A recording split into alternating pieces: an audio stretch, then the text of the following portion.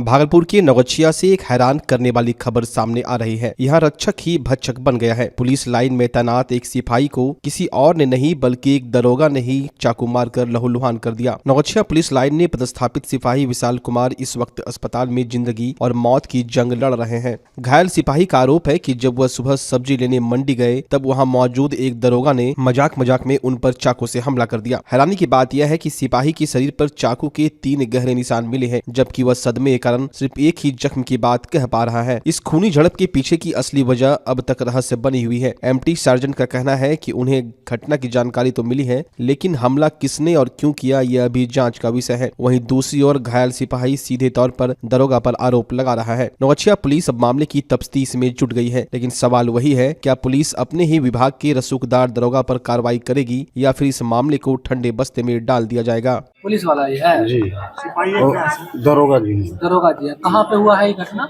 नौगछिया में। काहे मारा? ऐसा एक बात मजाक नहीं होता है सर। हाँ। आप भी कभी आप लोग दोस्त में मजाक करते हैं, हाँ। हम भी करते हैं। हाँ। बस उसी मजाक में हमको पता ही नहीं चला कि कब यहाँ मेरा हाँ। हमको मार दिया। बस एक ही जगह लगा चाकू? जी जी जी। क्या नाम है उनका? और उनका नाम तो सर हमको नहीं पता आपके साथ ड्यूटी पर है ना, मेरा साथ नहीं। वो भी पुलिस लाइन में, हम भी पुलिस लाइन में। अच्छा, वो भी पुलिस लाइन में। जी। दरवाजा में आपका पदस्थापित ना पहले थे सर, हम आ गए हैं लाइन में। हाँ। दरोगा जी मारे हैं? जी। कहाँ पे मारा? बाजार में। बाजार में? कोई चीज का बने लेन देन का भी कुछ? ना वो सब मैटर नहीं था। वो सब मैटर नहीं था। वो मजाक नहीं होता है सर। अच्छा, आप क्या करने गए थे? हम सर अपना घूमने गए थे, कोई सामान लेने के लिए। आप भी जाते हैं, हम भी लेने जाते हैं। बस यही गप है सर। उसी में वो मार दिए थे? जी जी। कितने बजे मारे हैं? तो बोलता है सर सुबह 7 बजे के टाइम। ठीक। क्या नाम है आपका? मेरा नाम सर विशाल कुमार सिंह है। खाना का है ये, हम लोगों को उस टाइप से पता नहीं है कि इसमें क्या हुआ क्या नहीं, ये तो यही बता पाएंगे। जैसे ही हम लोग को ये सूचना मिली कि ये इस स्थिति में हुआ है, तो तुरंत हम लोग जस्ट अपना वाहन से लेके आए और भर्ती कराए। दरोगा कह रहे हैं कि कोई दरोगा मारे हैं? अभी ये सब हम लोगों के प्रकाश में नहीं है। क्या स्थिति अभी देखिए, क्या करवाए इनका? हाँ, अभी सब कुछ लगभग इनका जो इलाज के लिए जरूरत था वो सभी डॉक्टर कार्य कर रहे हैं, और जो अभी आवश्यकता है उसको कराया जा रहा है। क्या नाम हुआ आपका? मेरा नाम सुमजीत कुमार हुआ। क्या है? हम एमटी सार्जेंट नौगछिया के। में लेके चाकू लग गया है, तो हम लोग कवर करने के लिए मंडल अस्पताल पहुंचे, तो वहां से ये लोग रेफर हो गए थे। तो हम शिवम जी बाइक से अपना तुरंत निकले भागलपुर के लिए, तो देखे कि एम्बुलेंस पुल पे पूरी तरह जाम में फंसा हुआ था। तो हम दोनों ये ड्राइव कर रहे थे, हम खाली दोनों मिलकर करवाते हुए इनको तेजी से महाराजगंज अस्पताल लेकर आए। क्या स्थिति है अभी? स्थिति नाजुक बनी हुई, आईसीयू में भर्ती है। लेकिन दुखद घटना ये है कि इतना बड़ा मामला हो गया और इसके पीछे एक भी स्क्वाड गाड़ी नहीं थी कि सिपाही है इसको क्लियर करवाते हुए जाम है, तो इसको अस्पताल तक छोड़ दिया। केवल एम्बुलेंस और उसके एक सहयोगी बैठे हुए थे, और जो अस्पताल के कर्मी थे बस वही। सिपाही कहाँ तैनात है? नौगछिया के ढोलवजा में तैनात है, जहाँ मुझे जानकारी मिल रही है। घटना नौगछिया में घटी है। स्पष्ट अभी कोई पुलिसकर्मी क्लियर बता नहीं रहे हैं। और जब हम लोग अब गोपनीय सूचना है कि आपस विवाद हुआ है, लेकिन अभी तक प्रशासनिक पुष्टि नहीं हुई है कि क्यों छुरा मारा गया। यहाँ भर्ती करवाया? हाँ, अभी हम लोग आकर के भर्ती। हाँ, तो अभी नाजुक लगी हुई? पेट में लगा है। पेट में? कंधे पे? कंधा, पेट, यहाँ आसपास में लगा। भागलपुर के बबरगंज थाना क्षेत्र से पिछले 1 महीने से लापता 2 नाबालिग छात्राओं के मामले में एक बड़ी राहत की खबर आई है। सोनाक्षी और जिया जो 8 जनवरी से गायब थीं, उन्हें मुंबई से सुरक्षित बरामद कर लिया गया है। लेकिन इस बरामदगी के साथ ही कई अनसुलझे सवाल भी खड़े हो गए हैं। दोनों छात्राएं मुंबई के डोगरी इलाके में चाइल्ड वेलफेयर कमेटी के संरक्षण में मिली। खबर मिलते ही भागलपुर पुलिस की एक टीम मुंबई पहुंची और अब उन्हें लेकर वापस लौट रही है। उम्मीद है कि देर रात दोनों बच्चियां अपने घर पहुंच जाएंगी, मगर घटना के पीछे की कहानी अभी भी धुंधली है। सोनाक्षी के पिता के मुताबिक बच्चियों को 10 जनवरी को ही मुंबई स्टेशन पर पकड़ लिया गया था, लेकिन उन्होंने वहां अपना पता नहीं बताया। परिजनों का गंभीर आरोप है कि स्कूल की ही 2 छात्राओं ने उन्हें भगाने में मदद की थी। हालांकि पुलिस पर आरोप लग रहे हैं कि उन्होंने इस दिशा में गंभीरता से पूछताछ नहीं की। अब सबसे बड़ा सवाल यह है कि आखिर ये दोनों बच्चियां भागलपुर से मुंबई क्यों गई? क्या यह सिर्फ एक नाराजगी थी या इसके पीछे कोई बड़ी साजिश? फिलहाल पुलिस बच्चियों के बयान का इंतजार कर रही है। उनके भागलपुर पहुँचते ही पूछताछ होगी, जिसके बाद ही इस पूरे रहस्य से पर्दा उठ पाएगा। हम बम्बई गए तो चाइल्ड होम में चाइल्ड होम में जाके मिले,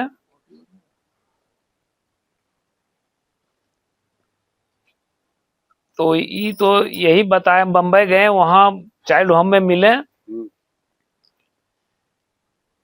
वहां के पदाधिकारी जो है चाइल्ड होम का, वो हमको बताएं कि हम आपका वीडियो देख रहे हैं, आपको कैसे बच्चा मिला, ये आपको सूचना कैसे मिला, यहाँ आप कैसे आए, आपको किसने बताया। तो बोले हमको तो दरोगा साहब बोले आरो हमको बोले कि सीधा वहाँ बम्बई मिला है, सीधे हम चले आए हैं। और उसके बाद हमको गाड़ी बैठा के हम तो एसपी साहब के चले गए, कहा कि यहाँ के पदाधिकारी बहुत मेरा काम किए हैं। बच्ची से भेंट हुआ आपको? हाँ, बच्ची से भेंट हुआ। क्या है मामला, क्या है पूरा मामला? बच्चा से भेंट हुआ तो बात बोले हमको बताने से मना, ये काहे के लिए आए, कैसे आए, किस लिए आए, ये हमको नहीं बताया, खाली आए घूरने। क्या लगता है आपको, क्या लग रहा है?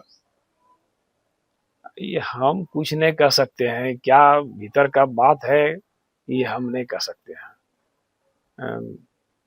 कहेगी इसको तो भगाने में मदद सुहाना और ये लाडो नाम की लड़की जो कि उर्फ पीयूष नाम है, वो मदद किया है उसको ले जाने में। ये बच्चा को तो हमारा पहले लेके भाग जाता 10-12 दिन पहले। काहे?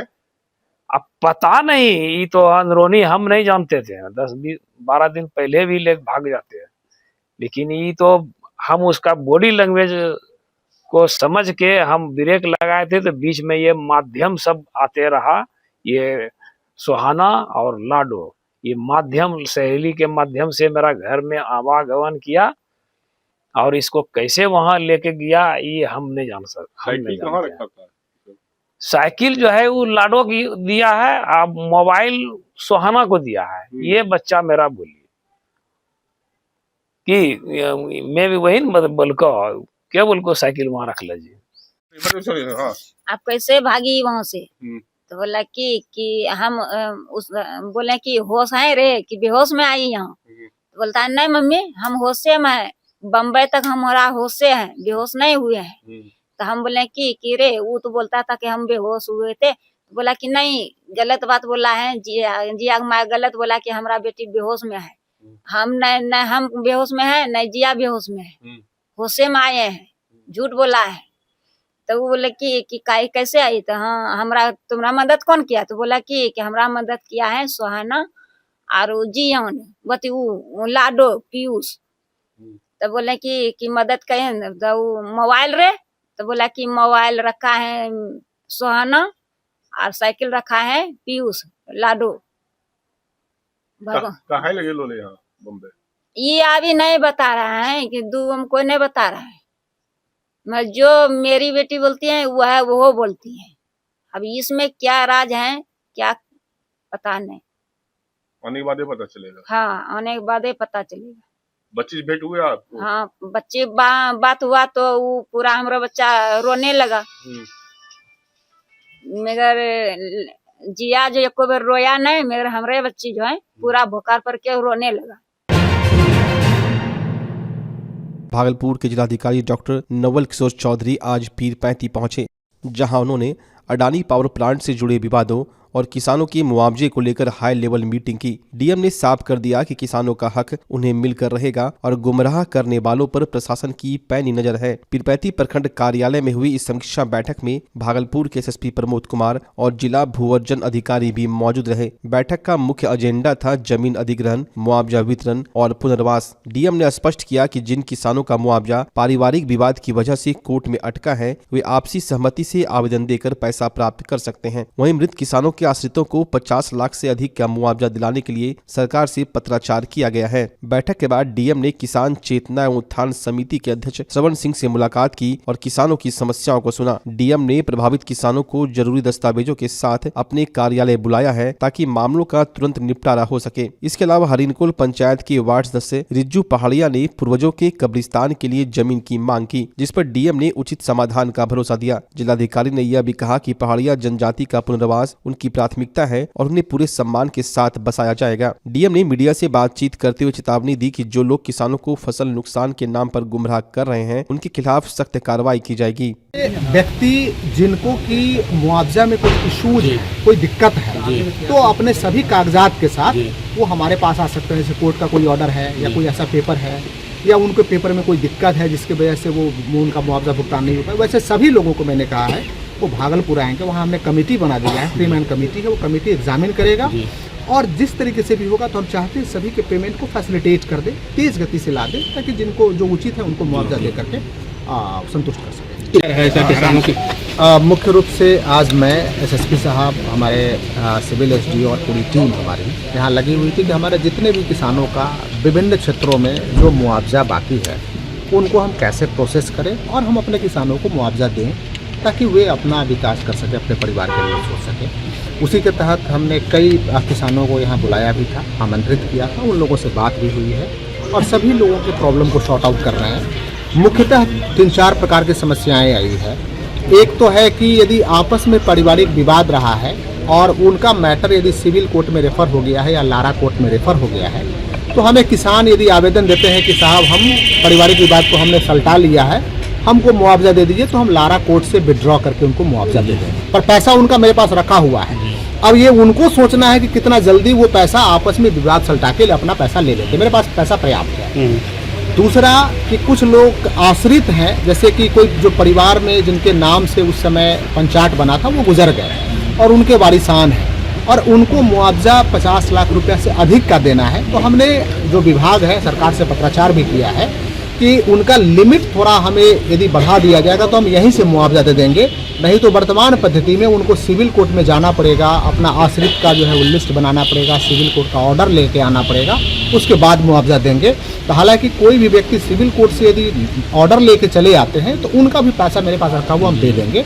नहीं तो हम प्रयास कर रहे हैं प्रशासनिक साइड से भी कि उनके लिए कि हमने विभाग को चिट्ठी लिखा है कि विभाग यदि हमारी क्षमता बढ़ा देते हैं कि आप इतने लोगों को इतने राशि तक भुगतान कर सकते हैं तो हम लोग कर देंगे। तीसरा कि कई लोगों का था कि फसल लोगों ने लगा दिया है वहाँ, उसके संबंध में लोग आए थे, तो मैं उन सभी लोगों से एक ही बात हमने पूछा है कि नोटिफिकेशन जमीन का कब हुआ, तो 2013 से पहले। पैसा कब मिला, तो 2015 में। आप आज अभी 2014-15 में आज 11 साल उस जमीन पे मुफ्त की जो जमीन आपकी है नहीं, सरकार की जमीन पे आप फसल लगाए, आपको किसी ने रोका नहीं, उस फसल को खाए और उस फसल से अपना आप समृद्ध हुए। लेकिन अब तो जमीन तो सरकार की है। दूसरी बात कि इस प्लांट का जो इनॉग्रेशन है माननीय प्रधानमंत्री महोदय के द्वारा और माननीय मुख्यमंत्री महोदय के द्वारा सितंबर में हो चुका है। उस समय फसल लगी थी धान की फसल जो अक्टूबर-नवंबर में कट गई। तो आप किससे पूछ के आपने फसल लगाया? ये तो जमीन आपकी है ही नहीं, तो आपका हक क्या है? हालांकि इस पूरे प्रकरण में कुछ ऐसे लोग हैं जो लोगों को दिग्भ्रमित करके लोगों को इसमें बहकाने का प्रयास किए हैं। हम लोगों की नजर वैसे सभी लोगों पे है और उन लोगों से भी मैं आग्रह करूंगा कि किसी भी प्रकार से हमारी आम जनता को, गरीब जनता को भड़काने का प्रयास नहीं करें, नहीं तो हम लोग सजग हैं और सख्त से सख्त कार्रवाई। एक गाँव जो है उसमें आ रहा है, एक गाँव जो है बाउंड्री में आ रहा है, कमालपुर वार्ता हुई है। वर्तमान में हम लोग आपसी सामंजस्य के कैसे स्थापित करें उस तरीके से हम लोगों ने निर्णय ले लिया है। उनकी जो मांग है हम विभाग को भेजेंगे, विभाग का जैसा निर्देश होगा उस पर आगे कार्रवाई करेंगे, लेकिन आगे हम लोगों में आपसी सहमति हो गई कैसे काम जो पहाड़िया जनजाति के लोग हैं हमारे बेहद ही गरीब हैं, उन लोगों से भी मेरी बात हुई है। उनके भी जो वार्ड सदस्य आए हुए थे और उन लोगों को पूरे सम्मान के साथ हम लोग उनको रखेंगे, जो जहाँ भी हम लोग बसाएंगे पूरे सम्मान प्रतिष्ठा के साथ उनको बाहर बसाएंगे और उन लोगों को खुश करके उनको बसाएंगे। सर एक सवाल है NHC 4 लेन को लेकर सकते हैं कि जून से पहले इस सारे प्रोजेक्ट्स हमारे कंप्लीट हो जाएंगे, उसके लिए हम लोग वार फुटेज लेवल पे काम कर रहे हैं। लेकिन उससे जो छोटे छोटे जो समस्याएं हैं जैसे बाजार का बोला, हम उसको 1 महीने के अंदर ही रिजॉल्व कराने का प्रयास करेंगे। अंतिम पंचायत है उल्लापुर पंचायत, यहाँ के पानी काफी दूषित हो गया है, आर्सेनिक है, फ्लोराइड पानी में है, गर्म करने के बाद पानी में बहुत मोटी परत बैठ जाती है। कई बार PhD विभाग को हमने सूचना भी दिया, कई बार जांच करवाइए, लेकिन उसका जांच नहीं। आपकी बात को मैं नोट कर रहा हूँ और हम अभी विभाग में टीम जो है 3 से 4 दिनों के अंदर में हम टीम भेजते हैं और जो उचित होगा उस हिसाब से। धन्यवाद। गोड्डा उसका भी हम लोगों ने वही फॉलो अप किया है। तो लगभग आधे लोगों को हम लोगों ने भुगतान कर दिया। जो शेष लोग हैं उन सभी लोगों के लिए हमारी टीम, आप लोग देख रहे होंगे, साक्षी होंगे, हमने photo state machine, printer, total वकील साहब को ले जाके वहाँ लगाया है। लोगों का वही व्यवस्था करा दिया है सर। कागज लिखो लोगों, अब लोग कागज लिखने में भी दिक्कत है, हम वो भी लिखवाने का प्रयास कर रहे हैं। तो हम जल्द से जल्द उनको मुआवजा देंगे, जस्ट हमारे सामने आए और उचित, अब आपस में बंटवारा का मामला है तो उचित बंटवारा करके आए ताकि हम उनको पैसा तुरंत दें। बिल्कुल। और एक सवाल सर,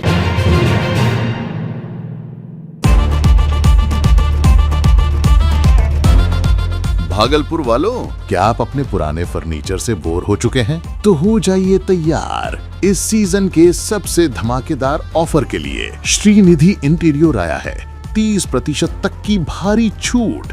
जी हाँ, सोफा हो या डाइनिंग, बेड हो या वार्डरोब, प्रीमियम क्वालिटी अब आपके बजट में। सिर्फ फर्नीचर ही नहीं, हम बनाते हैं आपके सपनों का मॉड्यूलर किचन और कस्टमाइज्ड सोफा भी। साथ ही घर को सजाने के लिए लैमिनेट्स, आर्टिफिशियल प्लांट्स और कारपेट्स का शानदार कलेक्शन, क्वालिटी, वैरायटी और अब डिस्काउंट भी। तो अपने घर को दीजिए वो मेकओवर जिसका वो हकदार है। आज ही विजिट करें Shrinidhi interior, Mahadev tower, Khalifabagh, Bhagalpur. Offer सीमित समय के लिए।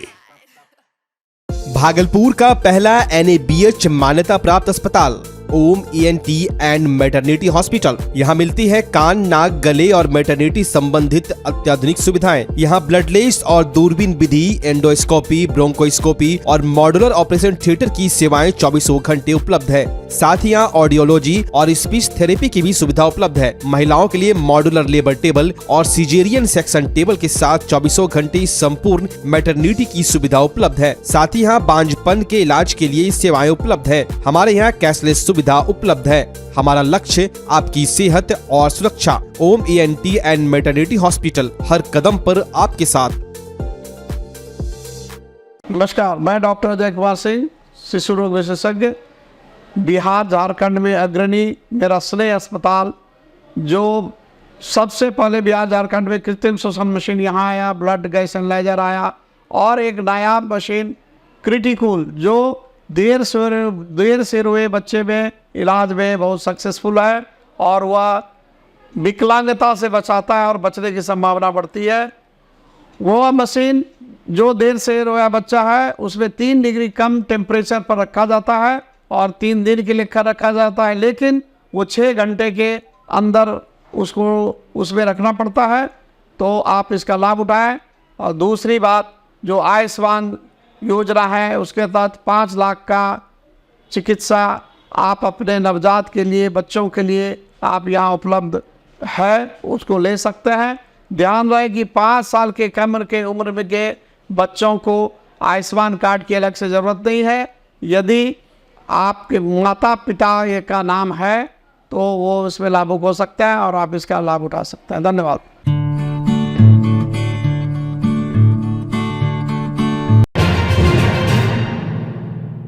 भागलपुर के कहलगांव से एक बेहद हृदय विदारक खबर सामने आ रही है, जहां एक परिवार में शादी की सहनाई बज रही थी, लेकिन कुछ ही घंटों बाद वहां मातम पसर गया। गंगा स्नान के लिए जा रहे बारातियों से भरा टोटो हादसे का शिकार हो गया। कहलगांव के नदिया टोला में विनोद कुमार राम के घर बेटी की शादी की खुशियां मनाई जा रही थी। रिश्तेदार और परिजन विवाह की रस्में पूरी होने के बाद गंगा स्नान के लिए बटेश्वर स्थान जा रहे थे, लेकिन किसे पता था कि रास्ते में मौत उनका इंतजार कर रही है। अचानक टोटो अनियंत्रित होकर पलट गई और मौके पर चीख पुकार मच गई। दुर्भाग्यपूर्ण तरीके से इलाज के दौरान एक महिला की मौत हो गई, जिससे परिवार में कोहराम मच गया। वहीं 3 अन्य लोगों की हालत नाजुक देखते हुए डॉक्टरों ने उन्हें बेहतर इलाज के लिए मायागंज अस्पताल रेफर कर दिया है। जिस घर में कल तक मंगल गीत गाए जा रहे थे, वहां अब सिर्फ सिसकियां सुनाई दे रही हैं। इस दर्दनाक हादसे ने पूरे इलाके को झकझोर कर रख दिया है। हमारे 5 फरवरी को हमारी लड़की की शादी था, जिसमें हमारे मौसी को निमंत्रण दिए थे। मौसी आई थी, रात भर आराम से सबको मिलजुल के भोज भात खाए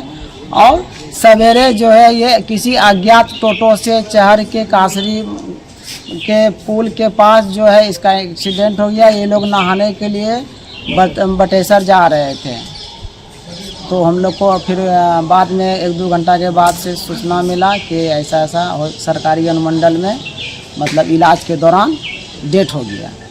क्या नाम है इनका? मारो देवी। कहाँ घर हुआ इनका? इनका चंद्रपुर हुआ, भागलपुर जिला। आपका क्या नाम हुआ? हमारा नाम विनोद कुमार राम है। घर नदिया टोला का हरगांव। भागलपुर रेलवे स्टेशन से एक ऐसी तस्वीर सामने आई है जिसे देखकर आपकी रूह कांप जाएगी। यहाँ यात्री अपनी जान हथेली पर रखकर पटरियां लांघ रहे हैं और वो भी तब जब सामने से ट्रेन आ रही हो। साहिबगंज से दानापुर जाने वाली इंटरसिटी एक्सप्रेस जैसे ही प्लेटफॉर्म पर लगने वाली थी, यात्रियों के बीच अफरा तफरी मच गई। ट्रेन को सामने देखते हुए भी सैकड़ों यात्री प्लेटफॉर्म छोड़कर जान जोखिम में डालकर पटरी के उस पार दौड़ने लगे। गनीमत रही कि ट्रेन की रफ्तार धीमी थी। सवाल यह उठता है कि आखिर आरपीएफ और जीआरपीएफ के सुरक्षाकर्मी कहाँ थे? जब स्टेशन पर इतनी भारी भीड़ थी तो सुरक्षा का पुख्ता इंतजाम क्यों नहीं किए गए थे? यात्री नियमों को ताक पर रखकर मौत की पटरी पार कर रहे थे, लेकिन उन्हें रोकने वाला कोई नहीं था। अक्सर हादसे के बाद लोग प्रशासन पर उंगली उठाते हैं, लेकिन यहाँ तो यात्री खुद अपनी जान के दुश्मन बने नजर आए। भागलपुर में राष्ट्रीय फाइलेरिया उन्मूलन कार्यक्रम को सफल बनाने के लिए जिलाधिकारी डॉक्टर नवल किशोर चौधरी की अध्यक्षता में एक अहम बैठक हुई। 10 से 27 फरवरी तक चलने वाले इस अभियान के तहत स्वास्थ्य विभाग की टीमें घर घर जाकर फाइलेरिया की दवा खिलाएंगी। इस दौरान डीएम और सदर एसडीओ विकास कुमार ने स्वास्थ्य कर्मियों को निर्देश दिया कि दवा वितरण के दौरान सावधानी बरतें और आम लोगों को इस बीमारी की खतरों के प्रति जागरूक करें। Civil surgeon doctor Ashok Kumar ने स्पष्ट किया कि 2 साल से ऊपर के सभी लोगों को यह दवा खानी है। हालांकि गर्भवती महिलाएं और गंभीर रूप से बीमार व्यक्ति यह दवा नहीं लेंगे। उन्होंने खास हिदायत दी है कि दवा को कभी भी खाली पेट ना खाएं। अधिकारियों ने जिलेवासियों से अपील की है कि स्वास्थ्य कर्मियों का सहयोग करें और इस दवा का सेवन कर खुद को सुरक्षित बनाएं। फाइलेरिया रोधी कार्यक्रम के तहत हम लोग का आज मीटिंग हुई थी, जिसमें ये बताया गया कि 2 साल से ऊपर से लेकर करके वृद्धजनों तक सभी को फाइलेरिया रोधी दवा खिलानी है। उसमें उम्र का निर्धारण है। 2 साल से 5 साल तक के बच्चों को मतलब 1 टेबलेट देना है डीईसी की और 1 अल्बेंडाजोल की। 6 से 14 साल तक के बच्चों को 2 टेबलेट डीईसी की और 1 टेबलेट अल्बेंडाजोल की। और 15 साल से ऊपर से लेकर के जितने भी स्वस्थ वृद्ध लोग हैं उसको 3 टेबलेट डीईसी की और 1 टेबलेट अल्बेंडाजोल की दी जाएगी, जिसमें अल्बेंडाजोल गोली को चबा करके खाना है और डीईसी गोली को खाने के लिए उसमें है कि लोगों को पहले खाना ज़रूर खाना है, खाली पेट में दवाई नहीं लेना है। और कुछ लोगों को इसमें वर्जित किया गया है, जैसे 2 साल से नीचे के बच्चों को दवा नहीं देनी है, गर्भवती माता को दवा नहीं देनी है और गंभीर रूप से जो बीमार व्यक्ति हैं उसको दवा नहीं खिलानी है। और दवा जो है पूर्णतः सुरक्षित है, इससे किसी भी प्रकार की कोई हानि नहीं होती है। किसी को कभी कभी मतली, बुखार या माथा में दर्द होता है, उसे घबराने की ज़रूरत नहीं है। ये घंटे 2 घंटे में ठीक हो जाती है और इसके लिए माइक्रो प्लान तैयार किया गया है। और 11 तारीख को मेगा कैंप का आयोजन करने का केंद्र सरकार से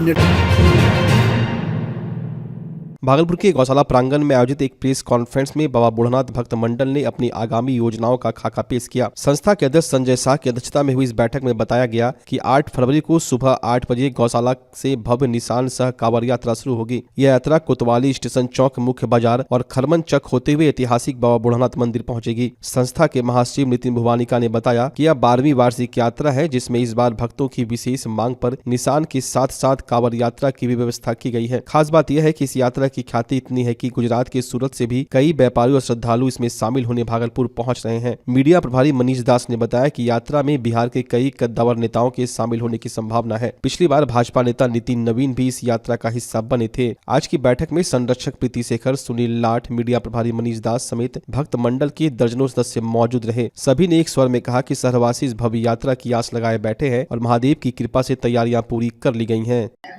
ये हमारा बाबा बुढ़नाथ भक्त मंडल का ये निशान शोभा यात्रा का हमारा 12वां साल है और ये 12 साल से ये निशान शोभा यात्रा अनवरत चलती आ रही है। और इस साल भी भव्य तरीके से ये निशान शोभा यात्रा हमारे गौशाला से निकलेगी और नगर भ्रमण करते हुए कोतवाली चौक, स्टेशन चौक, वैरायटी चौक, खलीफाबाद और जोगसर चौक होते हुए बाबा बुढ़नाथ मंदिर जाएंगी और वहाँ जाकर बाबा को जल अर्पित करके ये यात्रा पूरी होगी। और उसके बाद वहाँ पर भंडारा का आयोजन किया गया है। जो जितने भी श्रद्धालु वहाँ पर उपस्थित होंगे वो सारा वहाँ पर बाबा का प्रसाद ग्रहण करेंगे। इस बार हम लोगों ने एक नई चीज इसमें जोड़ा है इस बार, क्योंकि काफी लोगों का ये 12 साल से कहना था कि बाबा को निशान नहीं चढ़ता, तो हमने इस प्रयास को किया और बाबा का कृपा से चलता चला आ रहा है। इस बार हम लोगों ने इसमें कावड़ को भी ऐड कर दिया, कावड़। तो इस बार ये एक नया प्रयोग हम लोगों ने किया है कि जो लोग कावड़ नहीं चढ़ा सकते हैं, दूर होता है जिनको मान लीजिए इच्छा होती है कावड़ नहीं चढ़ा सकते, लेकिन वो कावड़ चढ़ाने का मन में रहता है, तो हम लोगों ने इस बार कावड़ का भी इसमें जोड़ा है। यहाँ से भक्त कावड़ लेके निकलेंगे जल लेकर के, और वो जाकर के बाबा को जल अर्पित करके इस यात्रा को पूरी करेंगे और उनके मन में जो भी मनोकामना होगी सारी पूरी करेंगे। इस बार कितनी की संख्या में लोग? इस बार हमारा प्रयास है कि अधिक से अधिक संख्या में लगभग 700 निशान और लगभग 100 कावड़ के आसपास हम लोगों ने पहली बार शुरुआत किया 100 कावड़ से, और इच्छा हुई प्रभु की तो अगले साल और काफी बड़ा कारवा हो जाएगा। टाइमिंग क्या रहेगा इसके? टाइमिंग सुबह 9 बजे से ये गौशाला से हम लोग निकलेंगे, और जो समय लग जाए रास्ते में जाने में, तो ढोल बाजा के साथ रहेगा तो ऑब्वियसली है कि थोड़ा सा होगा ही विलम्ब। भागलपुर का सैंडिस कंपाउंड रविवार 8 फरवरी को भक्ति के रंग में सराबोर होने वाला है। यहाँ श्री श्री ठाकुर अनुकूल चंद्र जी का 138वां जन्मोत्सव बड़े ही धूमधाम से मनाया जाएगा। इस महाआयोजन में भागलपुर और आसपास के जिलों से करीब 40,000 श्रद्धालुओं के जुटने की उम्मीद है। महोत्सव का आगाज तड़के 4:15 बजे वेद मांगलिकी और प्रार्थना के साथ होगा। इसके बाद धर्म ग्रंथ पाठ और भव्य परिक्रमा का आयोजन किया जाएगा। उत्सव को सफल बनाने के लिए भागलपुर सत्संग के अमरेंद्र कुमार सिंह के नेतृत्व में पूरी टीम जुटी है। कमेटी के अध्यक्ष दीपक कुमार, सचिव उज्जवल घोष और कोषाध्यक्ष नीरज के साथ साथ सभी सदस्य पूरी निष्ठा से तैयारियों को अंतिम रूप दे रहे हैं। इस आयोजन का मुख्य उद्देश्य समाज में आध्यात्मिक चेतना और लोक कल्याण की भावना को जगाना है। रविवार को हम लोग यहाँ सैंडिस कंपाउंड में हमारे जो आराध्य हैं परम प्रिय प्रेममय श्री श्री ठाकुर अनुकूल चंद्र जी का 138वां जन्मोत्सव पालन कर रहे हैं। हम लोग पूरे भागलपुर में और आसपास में जो है करीब 36 से 40,000 यहाँ पे ठाकुर जी के दीक्षित अनुयायी हैं। हम लोग ठाकुर जी का महामहोत्सव सैंडिस कंपाउंड में बड़े उत्साह के साथ में, और जो है हमारा इस उत्सव का उद्देश्य, उत्सव जो हमारे गुरुजी बताए हैं कि उत्स की ओर जाना, ठाकुर मुखी होना, और ठाकुर का जो सत्संग है उसका एक ही उद्देश्य है मनुष्य का निर्माण। मनुष्य का निर्माण कैसे होगा? जब तक हम उन चीज़ों का अपने जीवन में अनुशासन में नहीं लाएंगे जिससे हमारा चतुर्दिक विकास हो, जो है हम अच्छाई की ओर चलें, हमारे अंदर जो है अच्छाई का प्रवेश हो, हमारे चरित्र में, हमारे व्यवहार में, हमारे वॉक में अच्छाई दिखे, और हम अपना ही मंगल नहीं करें, हमारे पारिपार्श्विक में रहने वाले सबका मंगल करें। ठाकुर जी का उद्देश्य यही है, सत्संग का यही उद्देश्य है कि सबके जीवन में मंगल हो। लेकिन मंगल लाने के लिए हमको कुछ चीज़ों का अनुपालन करना पड़ेगा। ठाकुर जी का विधान है यजन याजन इष्टवृत्ति स्वच्छनी सदाचार। यजन का मतलब होता है कि कैसे हम अपने आप को जो है ठाकुर जी के उपयुक्त रख सकें। साधना के माध्यम से है, खान पान के माध्यम से है, वाक व्यवहार के माध्यम से है, मेडिटेशन के माध्यम से। और याजन का मतलब है कैसे हम अपने पारिपार्श्विक में उस गुण को लाएं। हम जो हैं और हम जो चाहते हैं हमारे पारिपार्श्विक में, हमारे बंधु बांधव में भी वो गुण आए। और उसके बाद हमारे जो आराध्य हैं उनका इष्ट का भरण पोषण, इष्टवृत्ति है वो, और स्वच्छनी है जो समाज का चतुर्दिक विकास कैसे हो। एक समाज जिसमें सब लोग इष्टवृत्ति का पालन करें, यजन का पालन करें, याजन का पालन करें और स्वच्छनी मंत्र को लेकर चलें, तो उससे समाज का विकास होता है। और अंत में है सदाचार। इन सब चीज़ों का जब आपके अंदर में ये गुण अंतर्निहित होते हैं तो आप सदाचार का पालन करेंगे, एक दूसरे से अच्छा व्यवहार करेंगे, और इस तरह जो है सो शांति व्यवस्था, एक सामाजिक व्यवस्था कायम रखते हुए हम लोग मंगल की ओर, उत्स की ओर, अपने गुरुमुखी होकर, अपने इष्टमुखी होकर चल पाएंगे। यही उद्देश्य है। इस महामहोत्सव में हम लोग जो है सुबह 4:15 से वेद मांगलिकी के साथ प्रारंभ करेंगे। 6:14 पर सुबह की प्रार्थना होगी, धर्म ग्रंथ पाठ होगा, उसके बाद से याजन परिक्रमा होगा। याजन परिक्रमा में हम लोग जो है छोटे छोटे बच्चों को और जिनके जीवन में ठाकुर जी को पाकर कुछ प्राप्ति हुई है उसके अनुभव को साझा करेंगे। और साथ में भजन भी होगा, थोड़ी देर याजन होगा, भजन होगा। इस तरह 9 बजे से 12 बजे तक हम लोग 12 साढ़े 12 बजे तक याजन परिक्रमा करेंगे। उसके बाद भंडारा की व्यवस्था है, फिर धर्म ग्रंथ सभा होगी, और उसके बाद में ये कार्यक्रम चलता रहेगा और शाम में संध्या 6:14 पर जो है सो हम 5:32 बजे हम लोग संध्या प्रार्थना के साथ में इसका समापन करेंगे। मैं सारंगधर लाल दास, मैं अपने बाल्यकाल में ही 12 वर्ष की उम्र में मैंने दीक्षा ली थी। मेरे पिताजी यहाँ पे थे, वो भागलपुर के एक सहप्रति ऋत्विक के रूप में जो बहुत सारा जो है अपने हम संडिस कंपाउंड के ग्राउंड में 8 फरवरी 2026 को श्री श्री ठाकुर अनुकूल चंद जी का सत्संग का आयोजन रखा गया है, जिसमें कि बहुत सारे गुरु भाई 2-4 जिले 5 जिले से लोग आ रहे हैं और यहाँ पे दीक्षा का कार्यक्रम है, प्लस यहाँ पे भंडारे का भी विशाल भंडारे का व्यवस्था किया गया है। इसलिए सभी गुरु भाइयों से एवं समस्त लोगों से अपील है कि ज़्यादा से ज़्यादा संख्या में आवे और ठाकुर जी का वाणी को सुने और विशाल भंडारा